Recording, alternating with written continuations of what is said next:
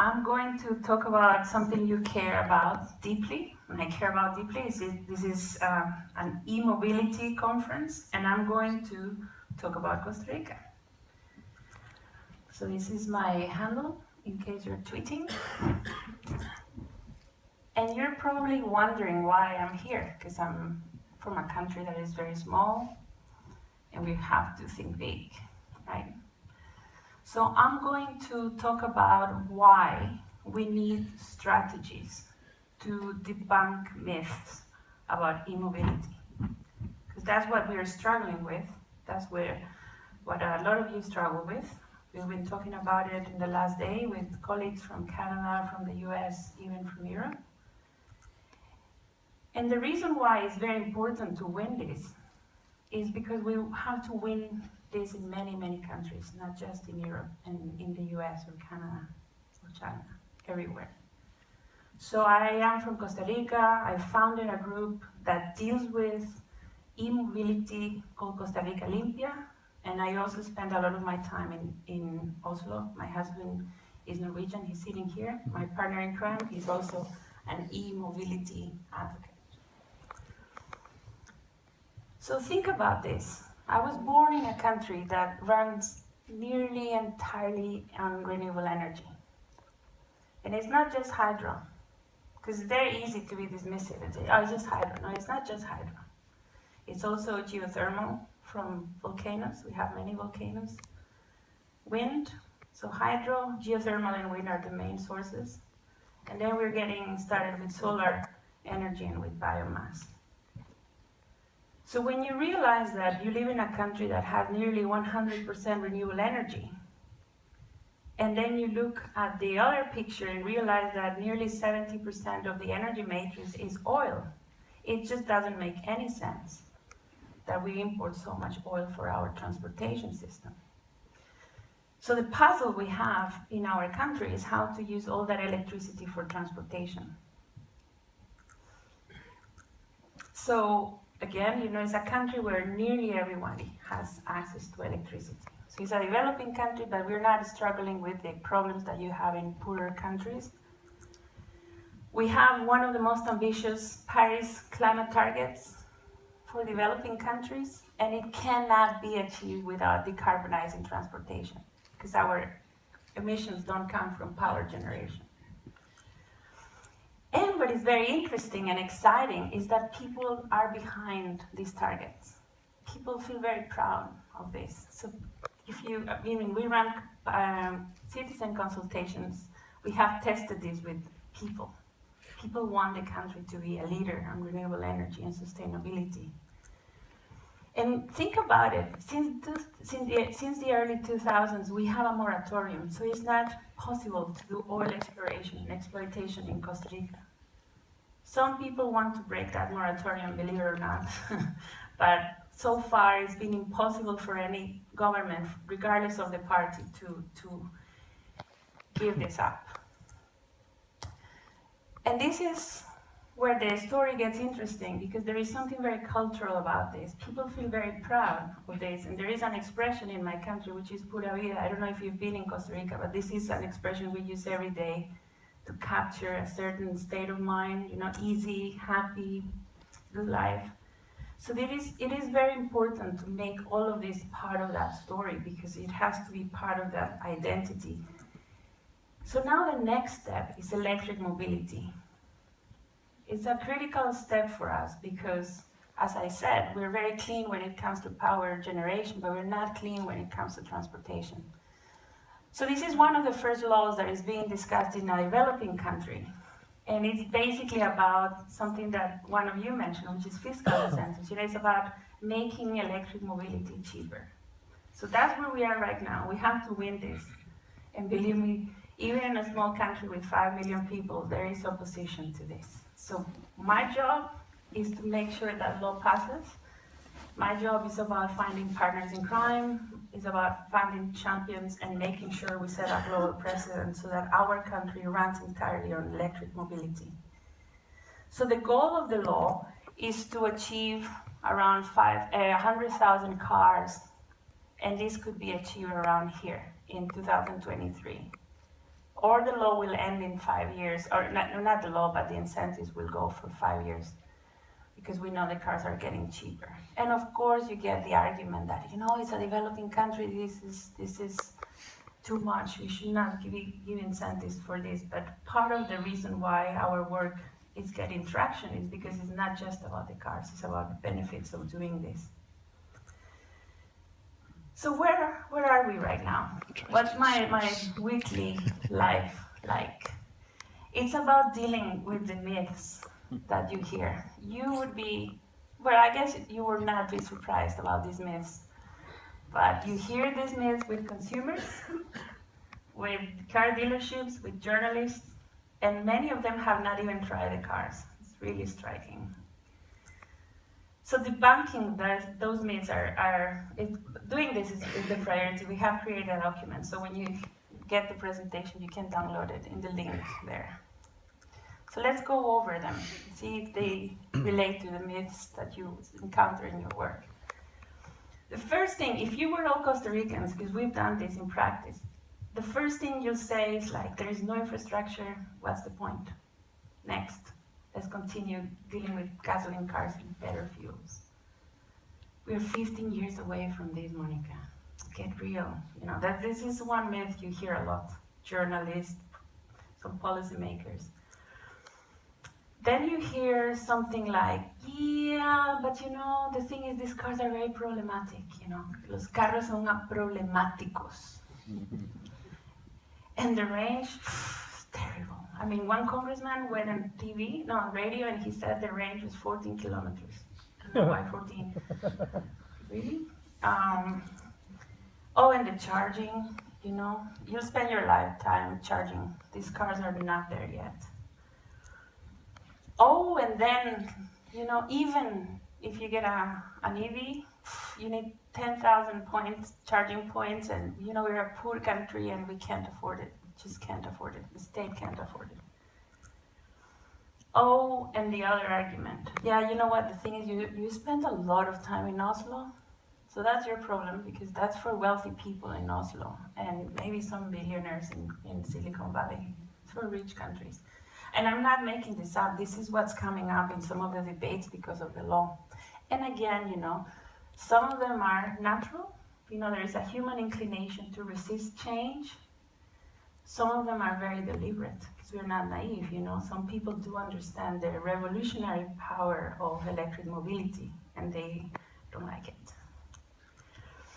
So this is a photograph so that you get a sense of what we do in practice. This is what a myth-busting session looks like.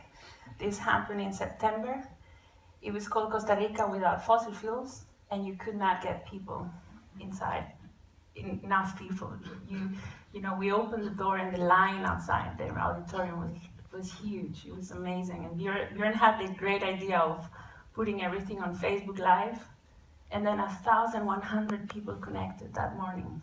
It was so shocking. I didn't know there was that kind of enthusiasm at 9 a.m. on a Thursday. 1,100 people connected to this session to hear about electric mobility.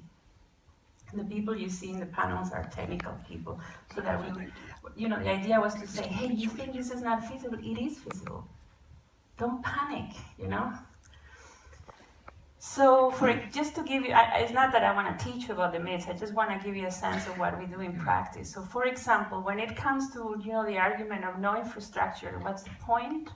We have to be very patient and help people understand that a lot of the charging will happen in their homes. And guess what? The good news is that in Costa Rica, most people have garages. So think about this. For example, the bar at the top is Costa Rica's pattern when it comes to housing. So 93% of the houses have garages. It's not like in Europe where you have the cars sleeping in the streets. That's very, very different when it comes to Europe and Costa Rica. Because here you have flats. As you see a lot of cars in the streets, so the charging in the streets is critical. I see it in Oslo all the time. So the point of this is that when the lobby that is against the law, or people who don't understand how it works, say, we have to use the EU reference for planning our charging points and estimating them, we have to make sure we come in and give evidence that we have a different pattern. I love this picture, you know, these guys. I love it because it's happy. It's, you know, we have to be very visual in Costa Rica in our education, especially in emerging economies where there is this question of, you know, what about jobs? This is the future. You know, this is the future in the sense of it's cleaner, it's exciting, and these guys feel very proud of what they do. We have to be proud of what you do. So we use a lot of images like this. You know, you can charge at home. Then we have this really interesting situation, and I hear that this is not only in Costa Rica. You know, you talk to people, you have sessions, and they say, I get it, it's a Prius, right? No, it's not a Prius. And believe me, you get in trouble when you say that electric cars are not Priuses.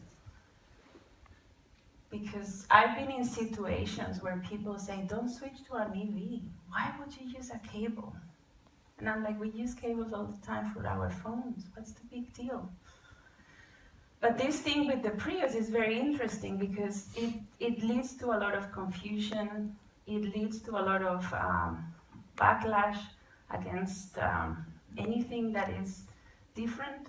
And we have been able in the last weeks to, you know, raise some funds to do a campaign where we can actually show that you have to have a plug. So this is in Spanish because it's an example of the things we have to do, you know, to explain that you have to have a cable. You have to have a plug if it's electric. Because guess what? In the context of the law, the big question has been, why are you going to give more incentives or different incentives to EVs? You have to give the same ones to an EV, to a Prius, to everyone. So that's why the whole thing with the plug is very interesting. So here are some of the examples of images that we use in our educational work. The cable, you know, the plug. And some of the one in the left is actually in Galapagos, the picture in the left, where I'm charging. Even car dealerships that had electrics in Latin America say they can't sell them because there is no infrastructure. So I was showing them the cable, saying, but we're in Galapagos. What are you talking about? You can charge it. You can start bringing them. And the one in orange is from the national utility. So when it comes to the charging points, another thing that was said in Congress in a very structural way to every single congressman was Costa Rica cannot possibly do this because it needs 10,000 charging points and it's going to be $500 million. We can't do it. Don't pass the law. That's what some people said. And we had to go to the law in a session like this with congressmen, women, advisors, in a very polite, constructive way, knowing that we were getting in trouble, say that's wrong. It's really wrong, I'm so sorry, we have to go through the numbers. And with Bjorn and others, we were able to calculate how many fast charging stations you needed, how many chargers, and the minimum amount, and we had to show that it wasn't 10,000 points, because they were freaking out, which is normal. So, the point about rich people. I mean, if you turn it around, it's a little bit like saying, you know what, we in developing countries, we're stuck with pollution, we have to wait until we're rich. And we turn it around and say it's the opposite. It's quite the opposite. We can afford it, the cars are getting cheaper, and the models are different, because people were going from, it's a Prius to it's a Tesla, nothing in between. Nothing in between. So, what we have seen in our citizen consultations, we ran one, it was very exciting. You know, people want this. The ones who say we can't afford it is usually people who make decisions. But the people were telling us in the sessions, actually, I want this, if it's affordable, but I want it. They did not say, oh no, you know, we want to get stuck with dirty cars, we can't. No, they did not say that. The point is, that it has to be part of a bigger story. If we're going to win big, it has to be a bigger story. It has to be about clean, intelligent mobility. Because, let's face it, we're going to live in a very urban world, and it's pretty unsustainable as it is in terms of the patterns, because we don't have good planning, we don't have good public transportation. So there is a bigger story when it comes to clean air, less congestion. You know, in Costa Rica, you can get stuck. I've been in situations in Costa Rica, my beloved country, where you just go against the car and you're like, this is not good. You see that you have 4 kilometers left to arrive to your destination, and you know that it's gonna take you 25 minutes, 4 kilometers. Then the cities have to be smarter. We have to think about shared mobility and also public transit. You know, that is a big topic in Latin America and in a lot of developing countries. So electrification, I mean, when you tell the story, when you engage the public, mayors, decision makers, it has to be about a bigger imperative, to live better, happier. And that's why transit, you know, public transit is critical. Everywhere I go in Costa Rica, once you move to a point where people actually say, yeah, I want to get an AV, but what about congestion? Then you have to make the case that this is also about electric buses. And of course, being in Amsterdam, you know that bikes are pretty cool. They really capture the imagination of young people. So in Costa Rica, I took this photo in Ecuador, because there was this big urban summit there, the UN, the urban summit, Habitat. And basically, this photo was very popular in Costa Rica when people started understanding there are e-bikes. So this is the exciting thing. Next month, we are gonna have for the first time an EV fair in Costa Rica. We are organizing it. For the first time, people will be able to touch, smell, see the cars, get inside. It's a very extraordinary thing that sometimes you go into a room with people and they have very strong opinions on EVs, and then Bjorn or I ask the question, how many of you have tested the EV? None of them. And they have very strong opinions on these cars. So this is the first time ever where we're gonna have them, and here's the interesting part, we managed to get some Costa Ricans who already switched. Imagine they went to the US, got the car, brought it to Costa Rica. So they say, hey, you know, I've been living with an electric car for 2 years. I can tell that story. So it's gonna be a Costa Rican to another Costa Rican in Costa Rican Spanish saying, get over it, you know, you should switch. We'll have the test drive, we'll hear from these owners, we're gonna explain charging, we're gonna have this cleaning school campaign, you know, I have a lot of people offering help. And then, of course, you have to get into the solution space. So it's not about complaining all the time, or, you know, the thing that is now very evident is that in the US you have a president that doesn't believe in climate change, so it's like, yeah, that's their problem, we're gonna move ahead, doesn't matter, just keep going.